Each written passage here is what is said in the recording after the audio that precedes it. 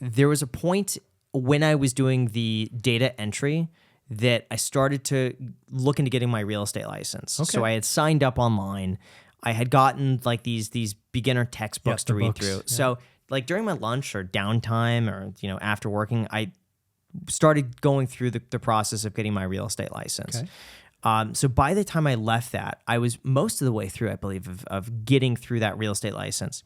But what I would do instead is just go to open houses to meet agents. So every Sunday, I would go on. It was either online or maybe it was even in like a newspaper back then. I don't remember. But I would just look for listings that were over $5 million in Los Angeles.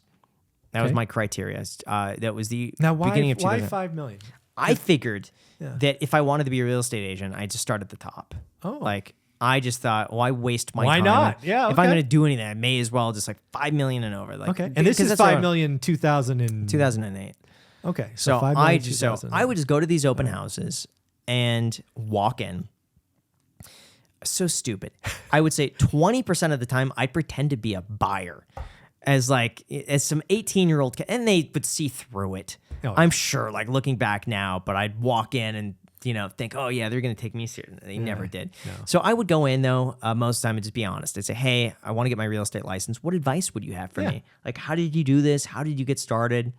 And almost everyone is really dismissive. They say, how old are you? 18.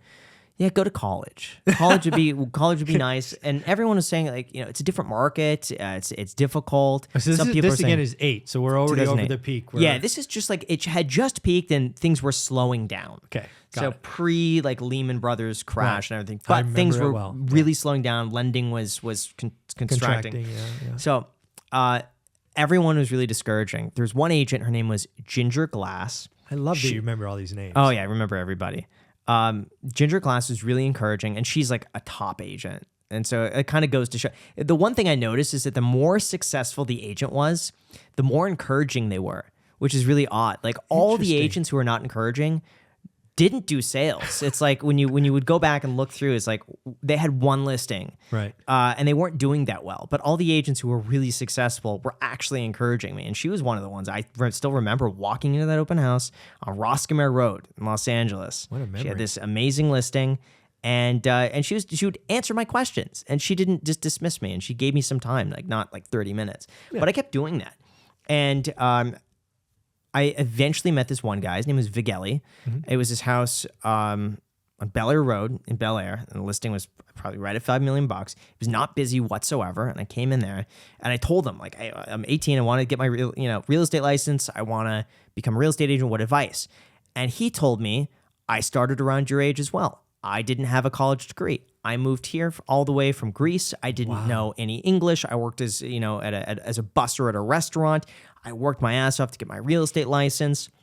And we talked for probably like 2-3 hours. Nice. Like people would come in and, he would, take a break and go talk to them but come back. We had a great talk. And then he said, he asked, I think just for me to show up at his office like that week and we could talk further. Okay. And I just showed up. And he just gave me this proposal. He says, hey, if you want to work underneath me, we'll just split everything 50-50 that you bring in. Okay. And I'll teach you what to do. And I thought this is fair. So he started having me, the open house sheets. He said, call everyone on these books. And these books went back like years. Right. So I was calling people who had been to some of these open houses like 2 years ago. He was never going to talk to them. So he would have me call them up and I'd say, hey, my name is Graham from the office of Vigeli at Coldwell Banker. You saw this property at blank, wanted to get some feedback on it. What did you think? Oh yeah, you didn't like it. What didn't you like about it? All right, cool. What is it that you're looking for, by the way? Mm-hmm. If I have anything else for you, I'll pass it by you. Right. Go over what they want. Okay, cool. Is this the best email for you? Okay, perfect. You'll get an email from me in 10 minutes. I'll send you what I would recommend you see. Just let me know. If it's not for you, just call me and I'll send you some other properties. Yeah. And it's funny, everyone that I called and was just like, hey, you stopped by this open house. I just want to get feedback. Just could you tell us honestly what you thought of it? Like no one was rude. No one was like, why are you calling me? Get out of the way. But I also think it's a different time back then when now you have like text messages and emails. People hate getting calls. I think back then it was more of like a new, not a novelty. Like, getting a phone call. It's not the same now. But so I started doing that. And the big break, well, really, for this guy, all I did for the first few months is follow him around. anything he needed, I would do. Yeah, he told you what to do and you did it. Didn't ask questions. Never. And I never asked for a single dollar. Right. I was just happy to be there. So he would say, and I was, by the way, at the time working 7 days a week, probably 12 hours a day. Every day. I would be in the office before him, and I would leave. He would be in the office late, like 10 p.m. But I'd leave with him. He leaves at 10, I leave at 10. Okay. Anything he wanted me to do. If he would say, hey, Graham, take my car and go put up 12 open house signs on Wilshire Boulevard. Done. Fine. Graham, if you could go and grab this from this property, bring this check to this fine, I'll do anything. Didn't matter. I didn't want money. I just want to learn. But the real point for me where I started noticing things taking off, he had like a lease listing, and he wanted me to post it. Or there's someone else in our office that was posting lease listings on Craigslist. Okay. And I thought, oh, this is a great idea. It's Craigslist. So I post his lease listings on Craigslist, and I would go and take photography because the photography that he had was not like the best. But since I had my camera and I knew how to photograph things from the reef aquarium, so I'd tell him, how about that? Let me go and take photos of this. I'll Photoshop them. I'll put it on Craigslist. Right. Perfect. So I ended up doing my first few deals from Craigslist of like, and these were like $300 to $700 commissions. Yeah. Renting places on Craigslist, and their leases like $2,500 to $5,000 a month.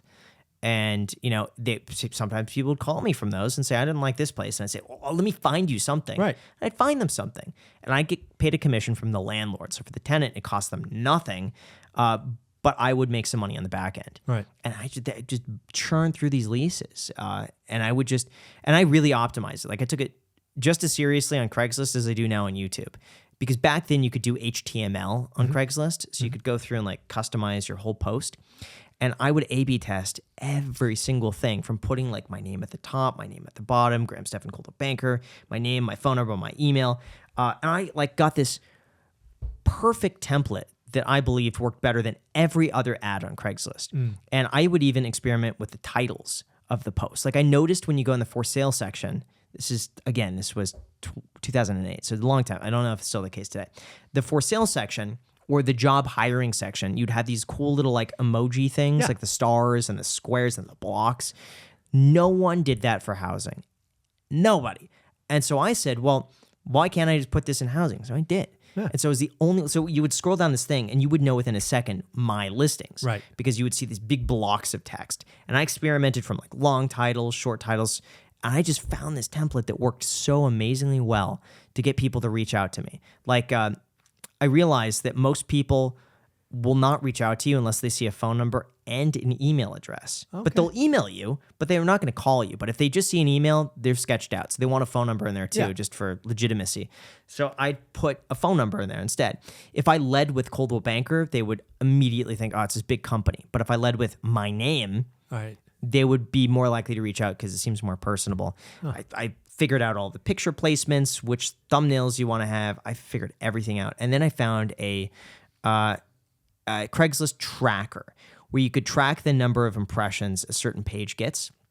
And I paid for this thing so I can get unlimited tracking. Right. And so I'd have this huge spreadsheet of every single one of my listings with the titles and the price points. And I could see that like 80% of the people reaching out to me were looking between that were really good clients were like between the price points of like $7,000 to $15,000 a month. Okay. Beverly Hills, Bel Air, West Hollywood, Westwood.